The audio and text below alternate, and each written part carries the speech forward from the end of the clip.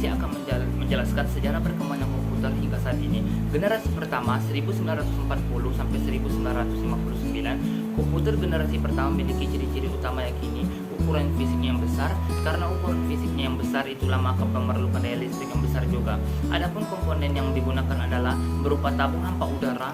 Programnya dibuat dalam bahasa mesin yang menggunakan konsep Storegger program. Data dapat disimpan di magnetic tape dan magnetic disk. Generasi kedua 1959 sampai 1965, komputer di generasi kedua menggunakan komponen berupa transistor yang lebih kecil daripada tabung hampa udara. Meski begitu, kapasitas memori utamanya cukup besar dengan proses operasi yang lebih cepat.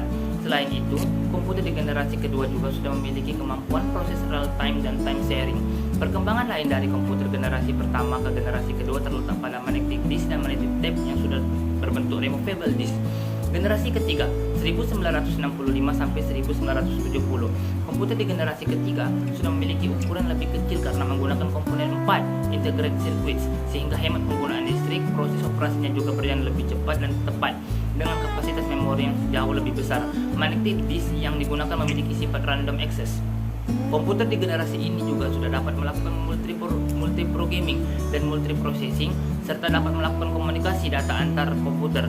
Alat input dan outputnya juga semakin canggih dengan menggunakan visual display terminal. Generasi keempat atau dimulai tahun 1970, personal komputer atau PC sudah mulai berkembang di generasi ini. Contoh produknya adalah Apple II. Memori komputer sudah menggunakan bentuk chip dan microprocessor dan semikonduktor dengan teknologi large scale integration atau LSI yang juga disebut dengan bipolar large scale integration. Generasi kelima, sekarang komputer generasi kelima dipelopori oleh negara Jepang telah menggunakan very large scale integration dan artificial intelligence supaya komputer dapat memecahkan masalah sendiri. Selain itu, komputer pada generasi ini juga mempunyai jutaan warna dengan resolusi yang sangat tajam. Lalu berkembangnya teknologi komputer generasi kelima juga memungkinkan untuk dibuat jenis komputer portable alias laptop. Thank you for watching.